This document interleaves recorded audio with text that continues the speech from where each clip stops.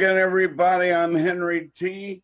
Before I say a word, I would just like to offer a prayer to our Americans who are behind the scenes and still there, trapped. Maybe I don't like to use the word deserted or left behind, but that might be the case. We pray for them today for their safety, and they'll get out of there with good health and not be harmed, and they get home soon. It's a big story in the world today. We all have our own little stories, our little corner of the world. That's a huge one. Today, I'm elated to be doing my work. I love being a sportscaster. I will never retire.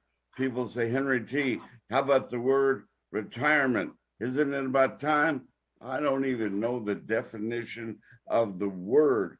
Here we are, you know, I've left radio and regular TV, and they, like The Godfather, they keep trying to pull me in, and I love it. Pull me some more. I've had some great people in my career. I mean, super great, with a capital G, great. One of them is on the show today. In fact, when I closed down my TV career and opened my radio career, this was the very first guy that came my way and said, Henry T., can I help? Man, did I need the help. I ventured into an area I didn't know anything about. I knew how to report the game, but how do you run a radio station? Wow, that was big. But one guy that recognized my dilemma, he's on today, and I love him like a brother. So good to me all these years. He's a lot of things. He's a business owner. He is, he kept racing going. He's the savior of racing in New Mexico. Gave everything he had to make sure the racers, the drivers, the mechanics had a place to do their fun work.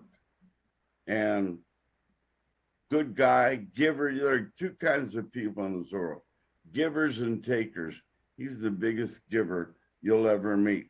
I remember the hours he spent out there at Duke City Raceway, keeping racing alive. So all those famous names that you know, and many of you are out there in the audience right now, and I know every day you praise Chuck Jackson for what he did for you and all your buddies who used to get together and build a car and then go race it. And one guy would put the helmet on and he'd try his best to win that race on maybe the most clean, raceable raceway track on earth, because Chuck Jackson was out there early morning, go to his regular job, go back out there late afternoon. I can see him now spraying down the track and then getting the food ready and just endless giving. I don't know if the guy ever slept in those days. We'll have to get a commentary from his wife. Was he ever home during those building block days for Albuquerque's racers? Again, he helped me out of the blocks of radio, my very first sponsor. And since then, he's always helping Henry T. He's a race driver himself. And man, he has a beautiful car, black, shiny. And when he gets in it, puts that helmet on, oh my goodness, does he look the part. We go now to one of the famous New Mexicans who should be inducted into the Albuquerque Sports Hall of Fame for being the giver that he is. And all these years, that's all he's done for this community.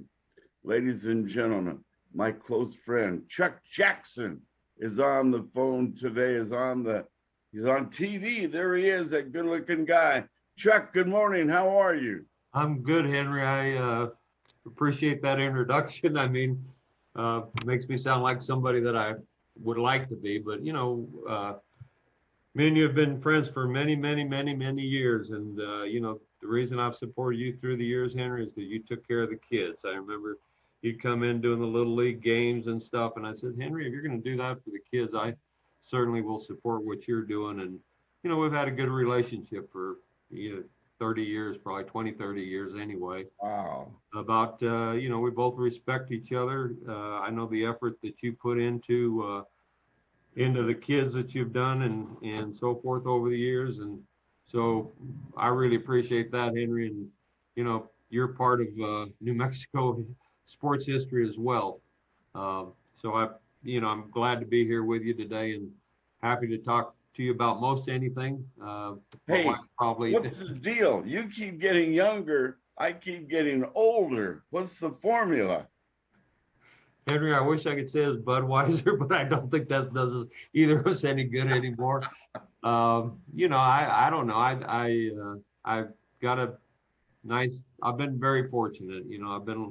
I've worked hard, like you said, but I've been very fortunate. I've had good people around me, and about staying young. I don't know if I'm feeling that much younger today than I did.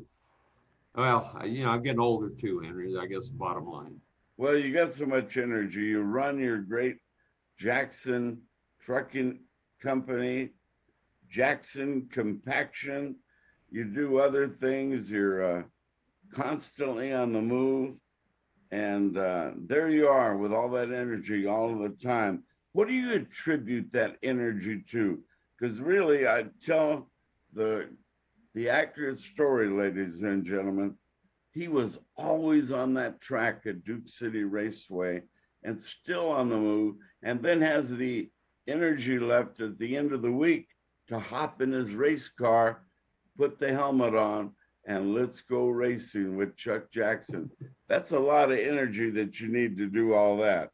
Henry, things are different nowadays than they were when me and you grew up. My mom and dad taught me how to work, and that's a lost art anymore. The kids today don't really learn how to work. I mean, I grew up in Grants, New Mexico, the uranium capital of the world, and my dad was a banker, and when he needed somebody to sweep the parking lots, me and my brother were on call. When anybody in Grants needed weeds pulled, my dad always volunteered me and my brother and to go out and pull the weeds, and my sister worked hard too. As we got older, he bought a car wash there in Grants, and there's a lot of mud in Grants, and I shoveled a lot of it. So the work ethic comes, when you're 10, 15 years old, when you don't go do these other things until you get the job done. So, I have to give credit to my mom and dad for teaching me how to work. Yay. How bad a situation was it? Speedway Park was down and out. The race driver, the race driving enthusiast in this community, what do we do? Where do we get it? You came to the rescue. Duke City Raceway saved the day for that industry in New Mexico. Tell us that dramatic story. Well, Henry, we got to go back a little ways to somebody that I'm sure you remember, Frank Crosby.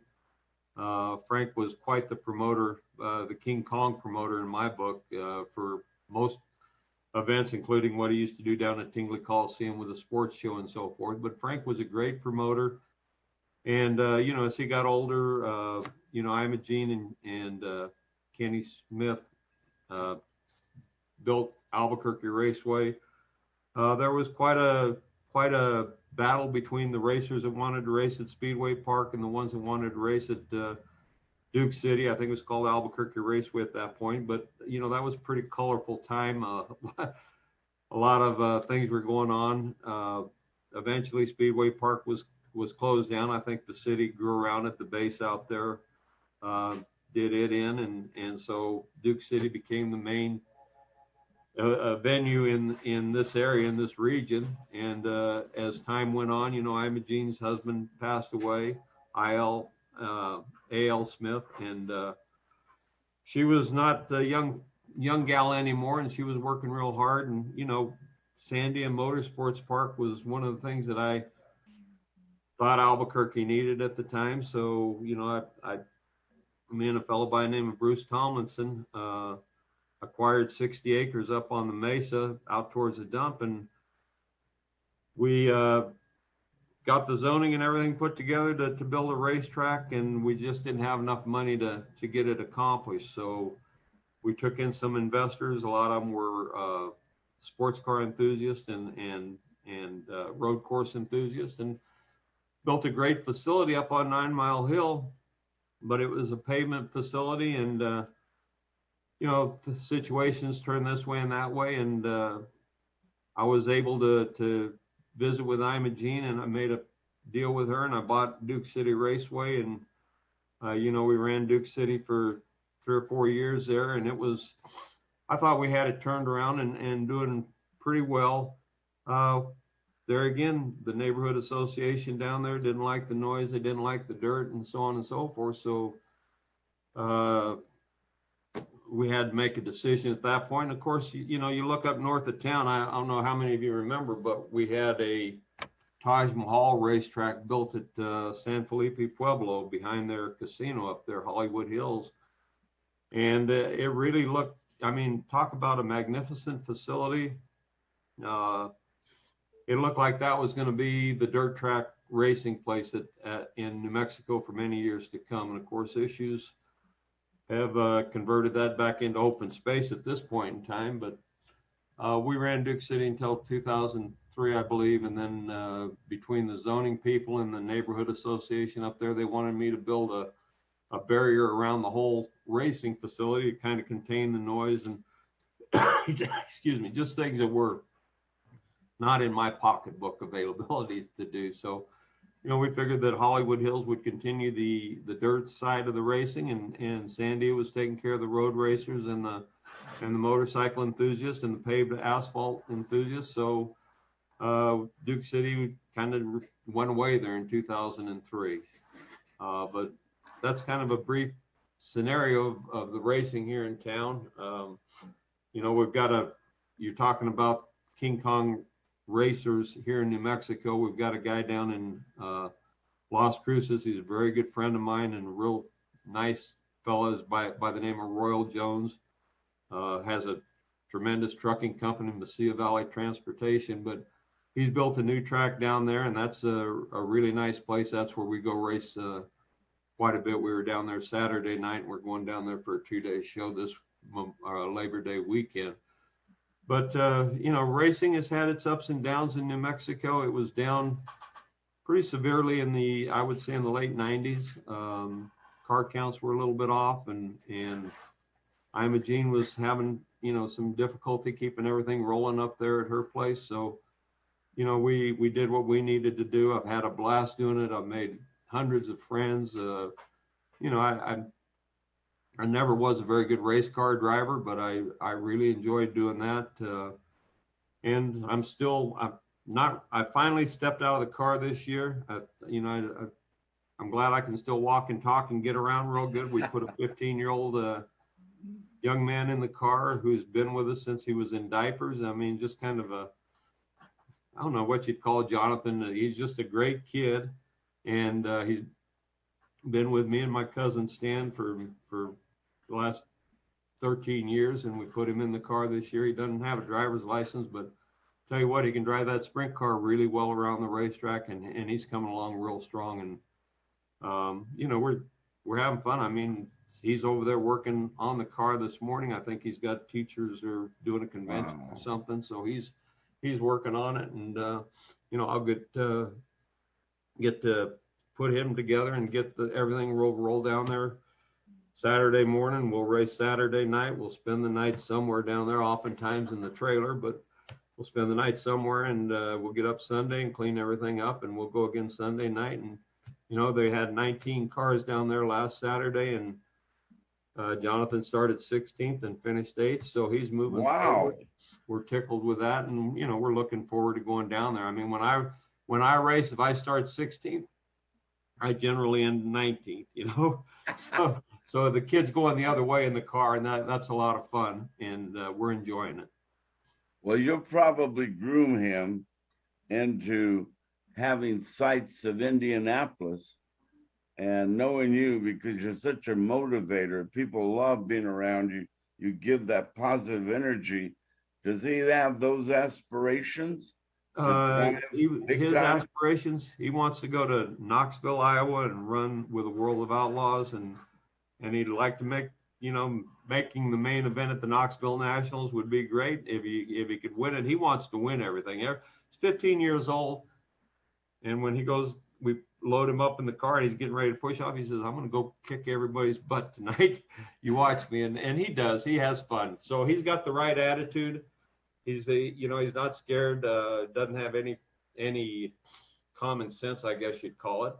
It goes in full blast, and that's what it takes if you're going to be a race car driver. If you ask any of those guys that have made it successful in this venue, it takes a lot of courage to go into the corner faster than you think you can go and hold on and come out the other end. And when you really get good is when you can turn the car up and down the racetrack in those corners. And Wow. We're working on it, and he's doing well with it. I mean, seriously, I know you're a humble man, but as much as you worked on that Duke City Raceway track, how good was it for those drivers? Because, man, it looked smooth. By the end of the night, it was shiny. It was, man, it just looked inviting. How good was your track? I think every racetrack promoter, that's his main goal, is to have, a great racetrack for the drivers to run on. Duke City, when we got out there, clay is a trick for a racetrack. You've got to have something that holds the moisture, becomes tackier as it dries up. It's slicker and it's not on a doorknob when it's all greasy and wet. But we had a great racetrack. We brought in a lot of clay from the Rio Perco Basin. That's where most of the clay for the racetracks around here has come from, including Hollywood Hills and the new dirt track up at Sandia. All the clays come from the Rio Perco Basin.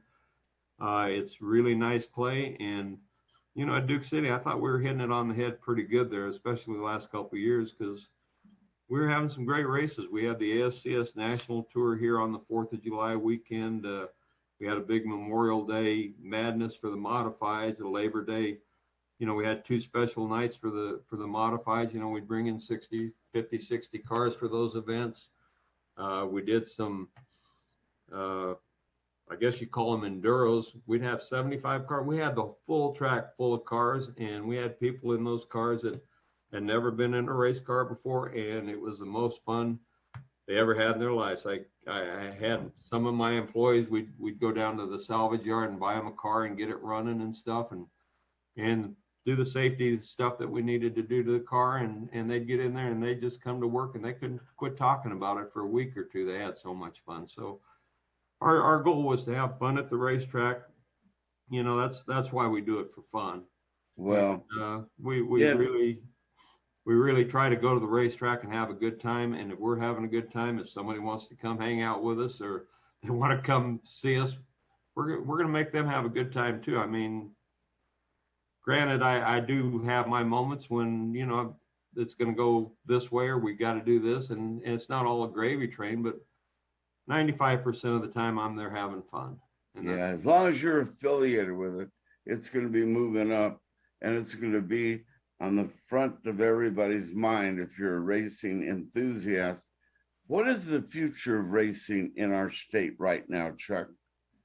Well, you've got this new track down at Vado, Royal Jones, and that track's going to bring in the World of Outlaws. Have already had the World of Outlaw late model show. Royal's going to do some real nice stuff with the track down there. Our track up here in Albuquerque is a beautiful, beautiful facility. Charlie Fagan is the operator at that track at this point in time. And, we're working on getting bigger, stronger car counts and making it a better place. But it's a work in progress. And it's difficult to try to put everything together on the budget that we're working with up there. But I hope that things get better here in Albuquerque. And it should be. There's a lot of racing enthusiasts here in town. There's a lot of people that want to participate and so forth. So hopefully, we're working towards getting a better program going here in Albuquerque. We have raced up in Aztec a couple times this year. They've got a nice little racetrack up there. Roswell has got a Alien Speedway. Jeremy Pipes is running that show down there, and they're starting to pick up some enthusiasm down there. Dirt track racing in general, I think, is making a little revival around the country. You know, it was kind of in the doldrums there in the late 90s and early 2000s, but you're seeing more and more interest. You're seeing Kyle Larson, King Kong Kyle Larson, man, the best that's maybe ever lived, and he's only in his 20s, I think. But Wow. you know, he's winning everything on NASCAR. He's winning all the dirt track races, and the more you get that crossover, the more people are coming back to the local racetracks. You know, we're seeing bigger crowds and more enthusiasm, and you know, my hope is that it continues to grow that way. I don't know if we're going to be racing electric cars here in a few years or not, but that may be what's coming, you know. Wow. You know, I got your eyes open there, didn't we, Henry? Yeah. Electric cars are coming. I want to see that. Hey, Chuck, I love you when you compete. You're humble about your abilities to race, but you have a large fan base. When you get in your black car, you get that helmet on, you look for real. How much fun is being a race driver? You know, it's about as much fun as I've ever had, Henry. I remember many nights when I'd pull in the car and put it in, you know, pull it out of gear and coast up to the trailer and get out of the car, and I'd be shaking. I'd get out and I'd say, Stan, I've never had so much fun in my life as that last 15 minutes out there on the racetrack. And that's what it is. And, you know, not many people get to experience that. You know, it doesn't matter whether you're in a hobby stock car, a claimer, or Indy car. The thrill is there. And, you know, I think people that really want to live a life to the fullest, if you're interested in motorsports at all, you ought to get yourself a car and put it together. There's a lot of people that'll help you, and it's an experience that you just won't find anywhere else. I've been skidooing and all kinds of different crazy things all my life, but getting in the car, it's as much fun as you can have. Well, I tell you, I respect your words, but I keep seeing the danger factor. Is it dangerous? Only if you hit something, Henry. You know, you know, it's a dangerous sport. I mean, in our cars, which is sprint cars, we're tied up there. I always call it you're a peanut in a shell, because you've got a pretty sturdy shell around you. You're tied in the car. Nowadays, we have Hans devices that keep our necks from falling out of joint and so on and so forth. And it's relatively safe, but I hit the wall one time up at Sandia, and I've never hit anything that hard in my life, and it hurt. And you know, you're knocked out of breath, and you know, it's a strange situation to hit something as hard as you can get hit in a race car. Just don't have it happen very often. Amen. You're better off. In our final moments here, you have created something in this city that everybody needs, every household. Everybody wants their yard organized. They want it clean. They want that clean look, tidy. Sometimes we become hoarders and never throw anything away, and our yards don't look too good. Well, you've devised an idea where you can put one of your dumpers in the driveway for a weekend, and everybody just throws everything in there, and then presto, the yard is clean, it's organized, and then you do the dirty work and take it away. What an idea. Well, Henry, it's we weren't the original ones with that idea. Our idea was to go to the smaller cans. You know, there was a lot of commercial haulers with 30 cubic yard dumpsters around, and you know, we kind of looked around when we first got into the business, and we're looking for something a little bit unique, and we started with smaller containers. 10, 15, and 20 yard containers is what we started out with, and they were a smaller truck. They were easy to place. We bought good late model equipment that worked well, and that's what we developed our business on. But my employees, there again, it's the employees are what makes your business. I've got the best dispatcher in the country, in my opinion, working here. He's right here beside me, so I know he can hear me. Um, and you know, my drivers are fantastic. They're polite, they're kind, they're courteous. Uh, so that business has done well. And you know, a part of our business that, if we're going to talk about business a little bit, that really shines that nobody knows about is our compactor and baler business. And that's the quiet side of the garbage business. That's the equipment behind the grocery store, behind the Walmarts, that they throw all their trash in, and then it packs the trash, and it allows a hauler to haul 3 to 4 times the amount of material he would if the trash wasn't compacted. So that's really the main part of our business, even larger than the roll off part of our business. And you know, I was very fortunate there. I have good help, good people. The manager in that business has been doing it for as long as I've been in the truck business. He's the same age I am. He's been doing it forever, and he runs a real good show, and we've been extremely successful with that business. There again, you take care of the customers. You don't lie to anybody, Henry. That's, you know, one of the things I stick with real good is you tell the truth and you don't have to remember what you said. So Amen.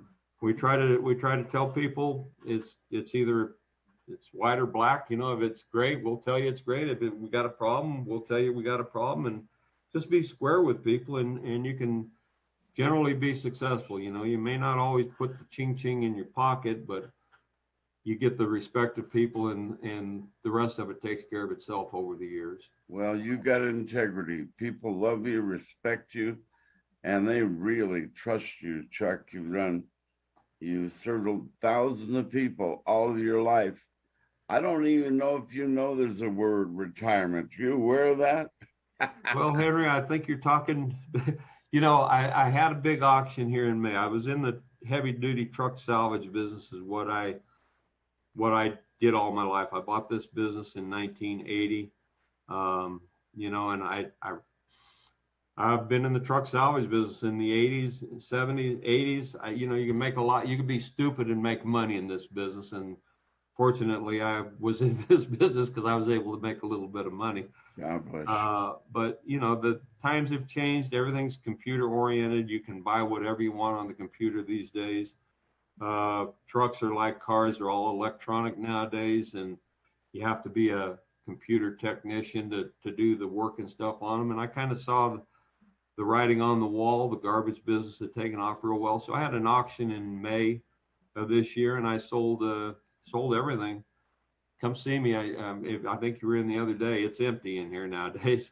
Wow. But I'm not retired. I still have the garbage business going, and it's doing very well.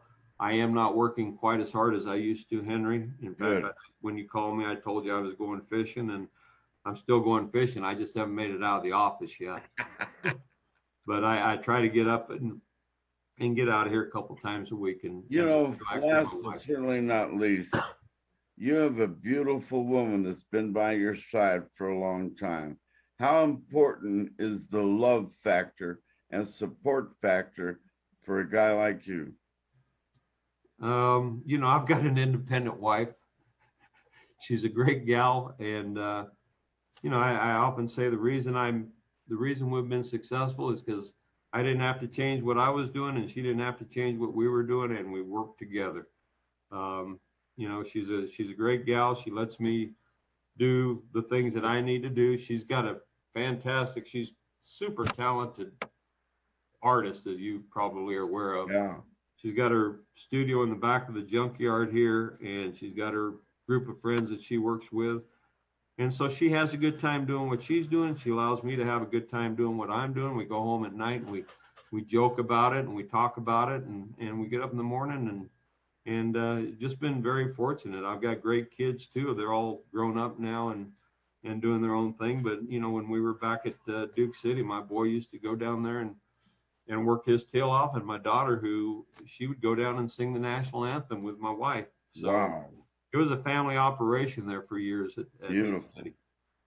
Yeah. Well, I just want to say thank you for this entire state, and especially the racing community, sports fans all together who have followed you around.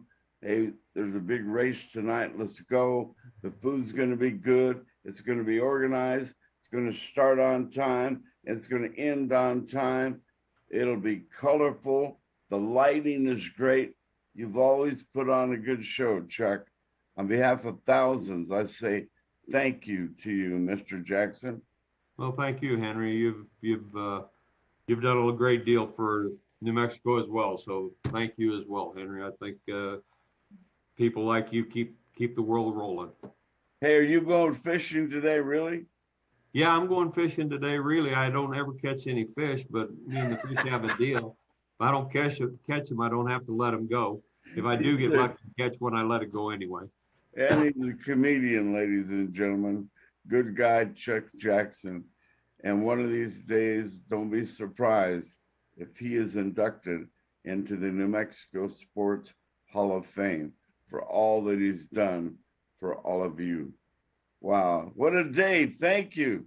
Well, thank you. And how about them Lobos? I think the football team is going to do some damage this year. I'm excited about Lobo football and basketball coming up this year. Man, I'm glad you said that. One of your neighborhood kids, Danny Gonzalez, comes back home to be the head coach. What a story. Yeah, what a story. And we got Rocky on the sideline. You know, I'm excited about Lobos athletics. We're gonna raise some eyebrows here in the next couple of years. I agree. And all around sports fan, Chuck Jackson. Say hi to your wife. We'll see you soon, Chuck. Okay, Henry. Thank you. Have a good afternoon, morning, whatever. All right, man. See ya. All right. Bye. Good guy. And certainly one of those, I would just say, down to earth New Mexicans who's been very successful because of the big heart that he just showed you, a giver. Wow, what a story. You know, we're going to talk to another New Mexican right now. Graduate of New Mexico State University, one of the greatest basketball players ever. But first we got to get those sponsors up. Amistoy Drywall. Oh my goodness, are they good to me? Yeah. Amistoy Drywall. Then they even build homes today. They still have the drywall, but man, they do so much. And the two boys, oh man, are the great. You talk about great families, and they are big in the horse racing business. Two great racing stories there. And we have Ben Lucero out there at Indigo Mortgage, who loves sports, loves what we do. And another one who was one of the original sponsors for Henry T. throughout the years. Yeah, Pierre Amistoy was right there with his dad, helping Henry T. get the kids on the air. And then Ben Lucero, a great athlete himself, came this close to making the Olympic team as a high jumper.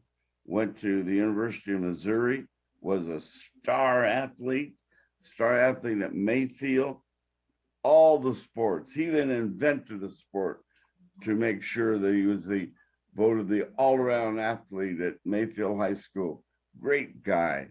And of course, we've got the Tabbitt family, Richie and Kenny Tabbitt.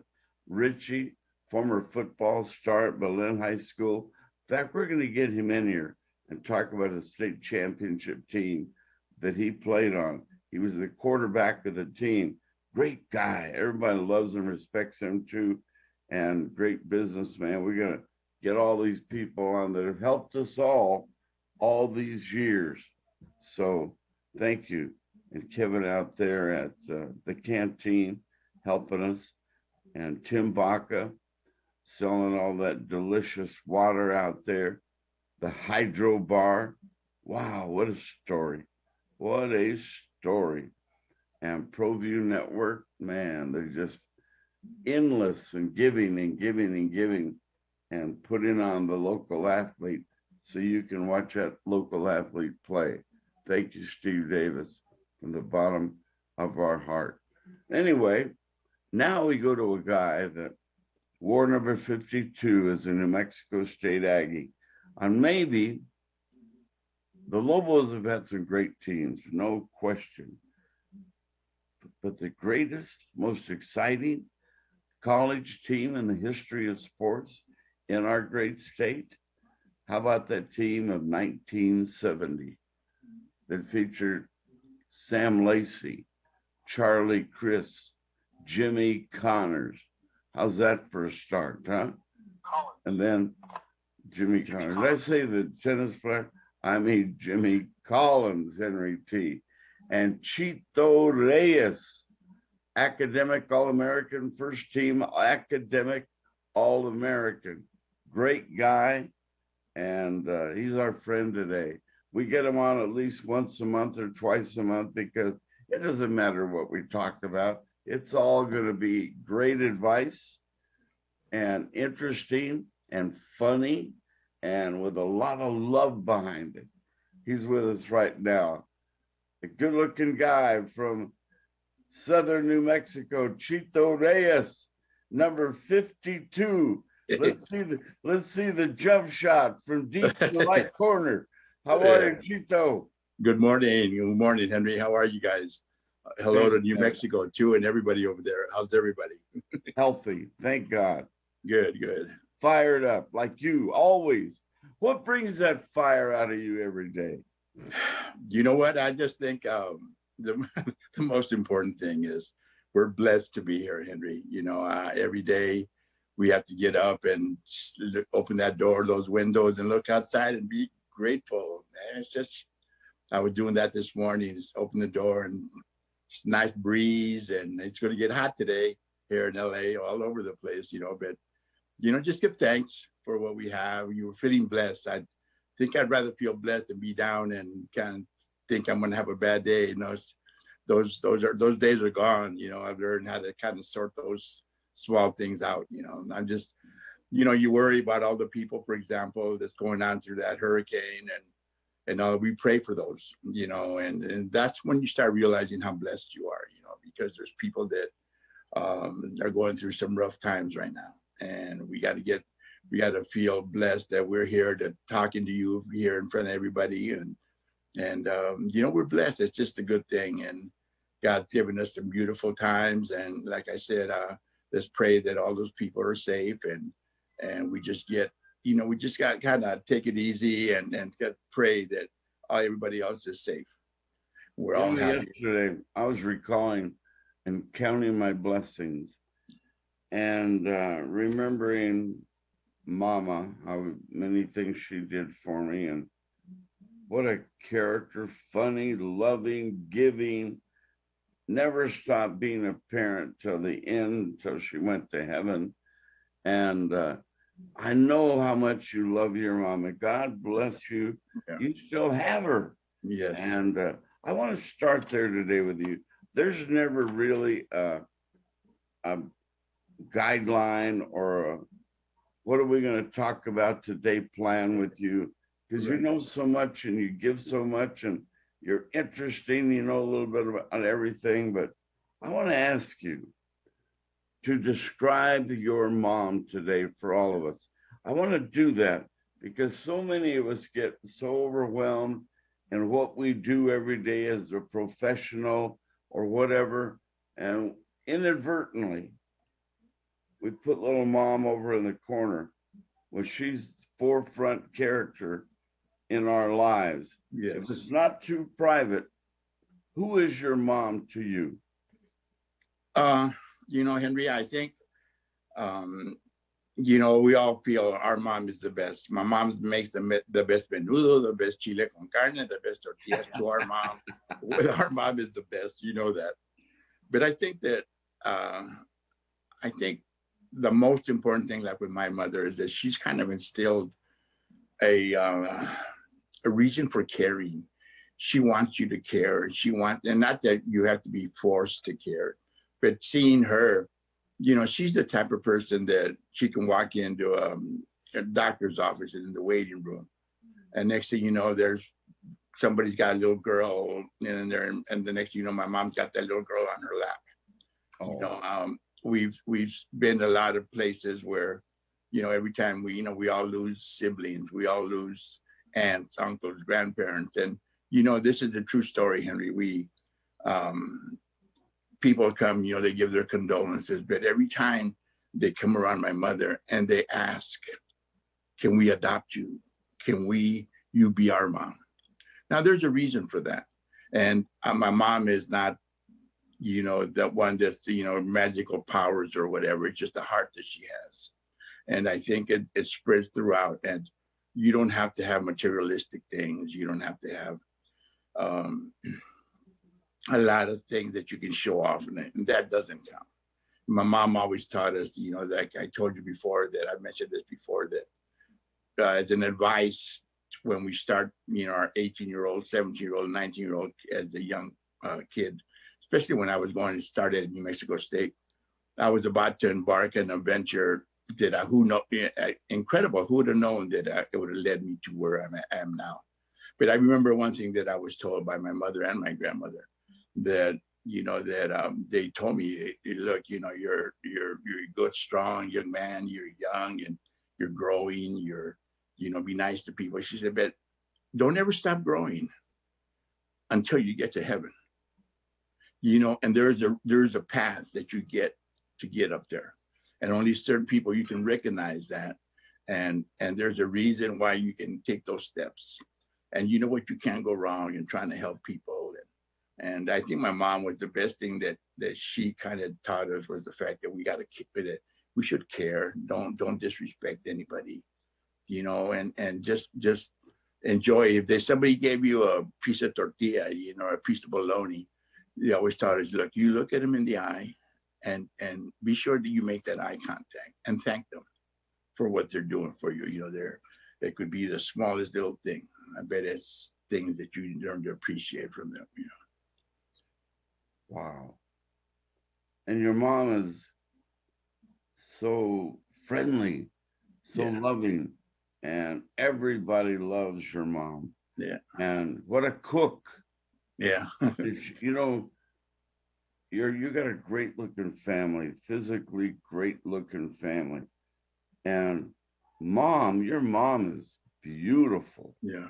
You give her that compliment for him. My mom, before you know it, like she called you mijo. Everybody is my mom's mijo, my mom's mija, and it's amazing because you feel it. You feel it. She doesn't throw it out there like that, and she really means it. She cares. She told you, hey, Henry, I'm gonna cook for you. I'm gonna make you some tortillas. I'm gonna make you some frijoles de loya, and chile verde con carne and all this stuff. And she means it, because I swear she may not have a lot of other stuff, but she can give you a perfect dozen of flour tortillas or some chile verde con carne, and I'm so proud of my mom, because it's, I to all of us, like I told you before, to all of us, our mom is the best. She makes the best menudo, the best taco, everything. And it's good to feel that. It's good to feel a love for somebody special, because this is the one that brought us into this world, the one that gave us our feelings, the one that gave us this mentality, this heart, this strength that within. I remember a long time ago that I suffered a knee injury right out of college, and I wasn't ready for that, man. I was about to embark on an international tour in Mexico, and I shattered my knee. And man, it was like, and back then they didn't have any of this orthoscopic surgery or anything like that. I remember I had to fly home. I had my surgery down in El Paso, and then I had to fly home. I kind of rehab here in LA with my mom and dad, of course, And I remember I was starting to get depressed a little bit, feeling, because I always thought I was Tarzan and King Kong all in one, and I found out that I wasn't. And when I was trying to rehab, I started feeling a little down, and hey man, that doesn't happen to me. I'm not supposed to be like this. And my knees all shattered. And I remember doing the rehab, and my mom came to me one time, and she saw me down, and she sat next to me in the bed, and she told me, look, there's something that you got to understand. This is something happened to you, but look, don't ever worry about anything, whether if you think that one day people are going to you don't not going to be able to pay this or pay that because of what you're happening. If they're going to throw you out on the curb, on that curb is going to be your dad, your brother, your sister, and myself. There's a bond that you're not ever going to break. And those are the most important things that when you start realizing that and believing that that's what you really, who you really are, and that's what you have, treasure it, treasure that. And I think to me, it's given me so many blessings that I've, throughout my travels and playing a lot of people, Henry, I want to, not to get out the subject with my mom, but everywhere I've been, I make friends, and it always seems if my mom always pops up, the subject always with my mother, and even like at New Mexico State, all the guys knew about my mom's cooking, and everywhere I went, where my mom was available, she sent burritos. She sent that to all these guys from back east, from New York, and they'd be fighting for these burritos. I would say, and what a gift, and then when we had reunions there in New Mexico State, and all the guys come over and hug her and thank her, you got to eat tortillas in your purse or something, that type of thing. But she's special. We go back to the same thing that, like I said to everybody's their own mom is special. But I'd like to think that mom she's a star. She's a star in her family. Can I add a word to describe your mom? Sure. How about angel? Oh yeah, definitely.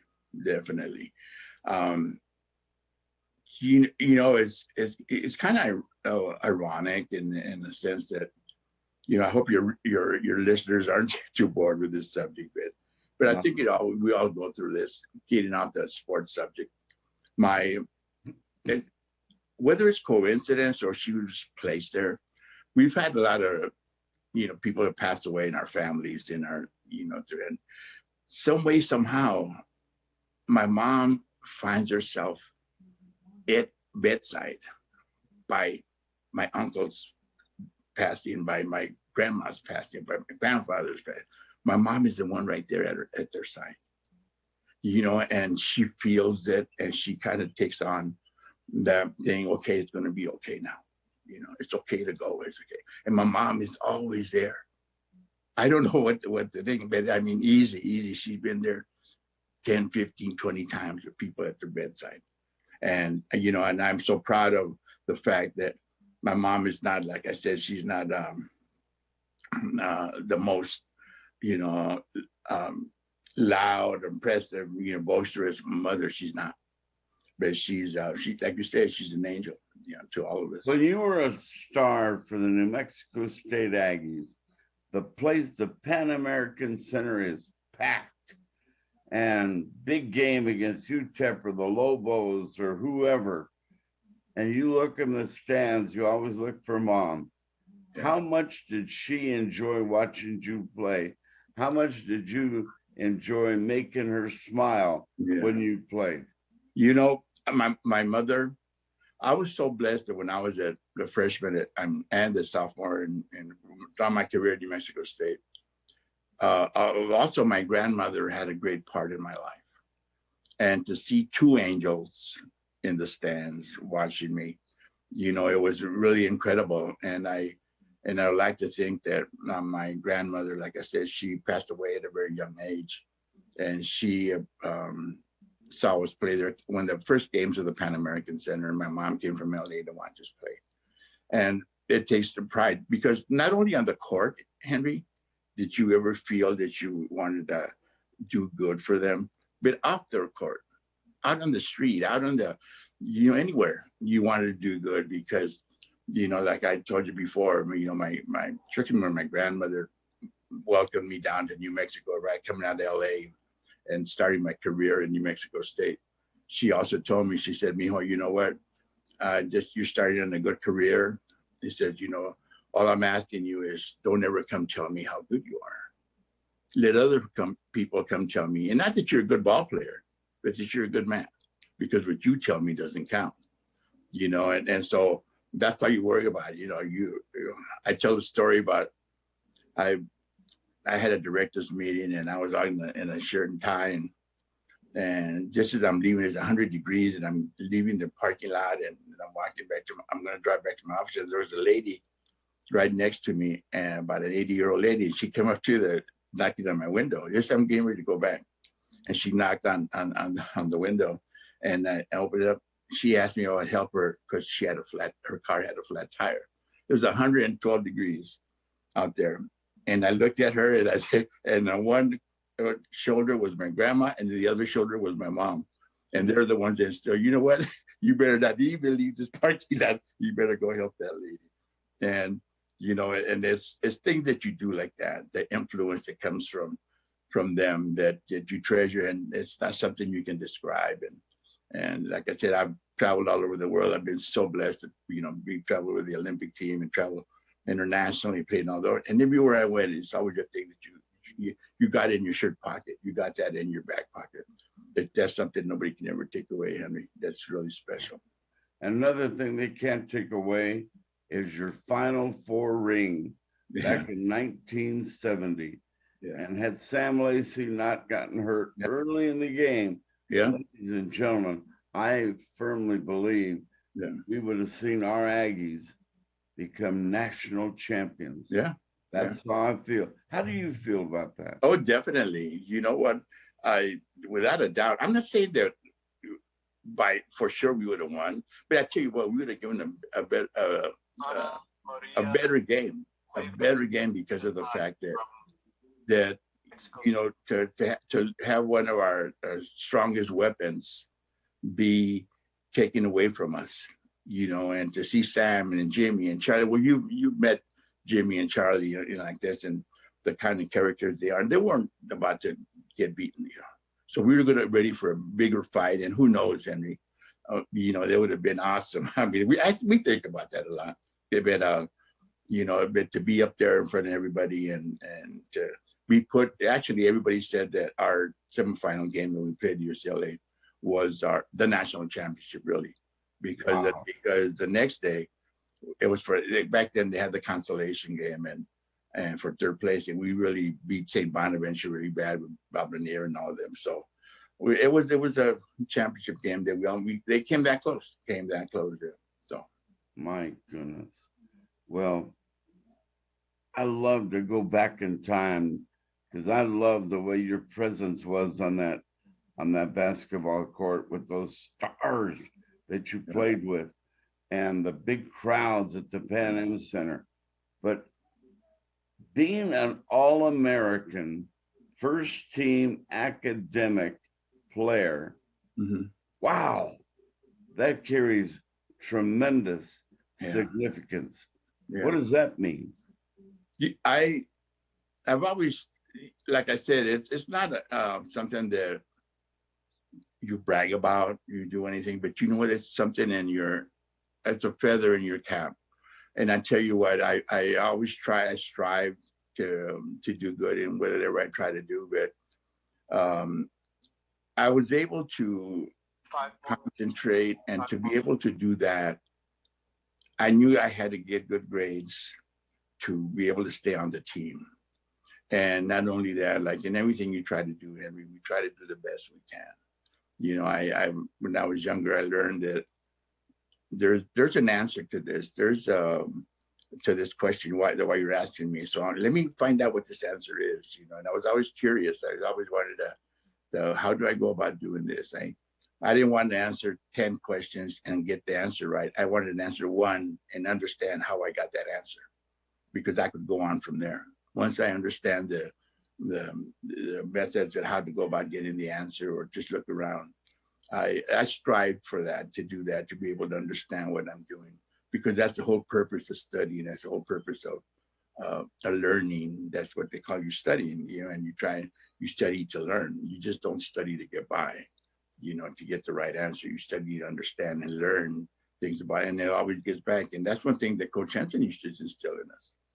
He instilled a lot of, he wanted us to build strong character, moral character, and build a strong work ethic, and be able to go out there, because you're not only on the court, but then afterwards you can go out there and you're going to face challenges in life. And I think that's one thing he was preparing for us. I talked to Mrs. Hanson.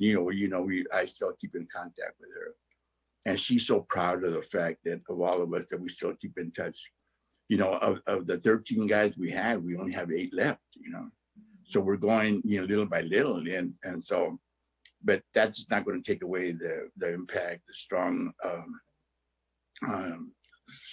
feelings and the closeness and the bond that we all had, and Coach Henson had a lot to do with Mrs. Henson, and that's what we were, like I said, going, studying and being part of the All-American team. That's takes a lot of pride. And I was one thing I always talk about is that I was from the ranches at Stallman Farms. And I remember at 3rd and 4th grade, that yellow bus would take us back to the little village inside the farms. And I should get off, and we had to change clothes, because back then you wore the same clothes all week, your same jeans and all that. And we used to have to go find our grandfather out in the fields. And, you'd pick cotton, you pick pecans till the sun went down. Then you go back, and grandma and mom would have, your papas and your beans and just eat and go about your next day and go about it, do over and over. And it didn't hurt you. All it did was strengthen you and make you a strong man. So what? I've done that, so. Chito, I told you this before, but I went out the other day and did it again because they were on sale.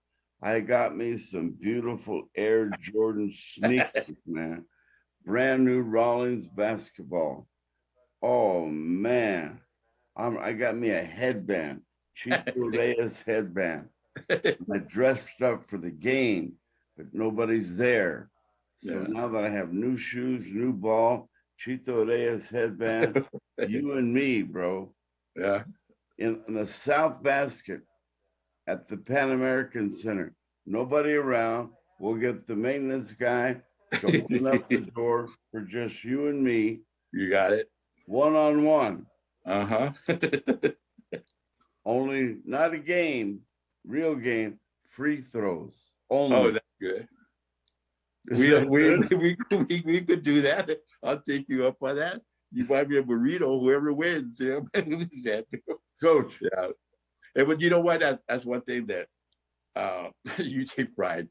Coach Henson, you say, they're giving you this free throw. Make it. Go ahead and, they're giving it to you. They're not even contesting it. So why not make it? And Coach Henson used to stay there and used to have us around. And he would just shoot at the backspin and get the backspin, let it die up on the rim. And yeah, Henry, let's do that. We can do that, man. And we won't tell anybody with the results unless I win. Okay, you got it. We can do that. So we got 40 seconds left. What's on your mind to say to the audience? You know what? I once again, I just love being on your show. I'm proud to be on your show, and I just want to tell all the people out in New Mexico and everywhere, how blessed and how grateful I am that the way I've been treated. And I know I represented a lot of the young kids, and I would like to think that they didn't make a mistake in choosing me as one of their people that they want to idolize, and that I take pride, and I believe me, that's what a blessing it is to me. It makes me that much stronger. It makes me happier. It makes me want to live even longer like that, because we've been blessed. God bless you, brother. I love you like a brother, Chito Reyes. You're mine. You're mine. Anyway, we got to stay bomb now. So you got it. Amen. Okay, what a story you tell. Amazing. One of a kind. Everybody tells me that. Thank you. Thank you for that story. Thank you, my friend. You don't need notes, Coach. No, not at all. Not even worry about it. Yeah. It's up here and then right here. God bless you. Have a great day in California. Yeah, and God bless. Big hug to everybody out there, and God bless. Keep everybody safe. So let's do that. Enjoy our life. Enjoy our blessings. Amen. Say hi to Mama. I will do that. Then. Take care. Bye now. Take care. Okay. All right now. Wow. Bye now. What a star. What a good man. That's going to do it today. I want to say thank you to the best producer, Jimmy Tran, and the greatest director, Alden at ProView Network. Great guys. They support me. They put up with me. but I want to say thank you to him because we could not do this television magic without them. I love them like a brother too. Alden, Jimmy Tran, wow. And I love you being there every week with Henry T. We're going to just start getting real creative now. Go to the Lobo football game on Thursday night. Go get a ticket, support. I mean, really, support this team. And the new coach, Danny Gonzalez. Wow, it's going to be fun. I got me tickets. I have my press pass. Man, I'm going to be mingling in the stands with all of you. Let's get there and enjoy it. I don't mean 20,000 people. Let's fill the place. We're capable of doing that. Let's do it together. 45,000, 50,000, why not? Let's get this season off with a kick in the rump, and let's really and thoroughly enjoy it. Have a great week. See you at the game. Thank you to all of you.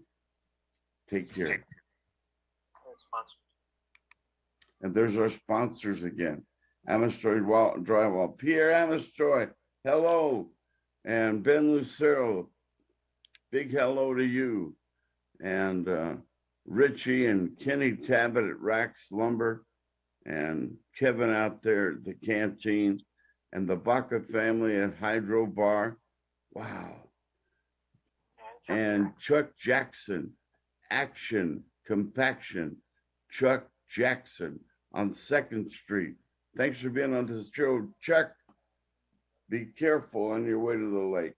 See you later. Take care.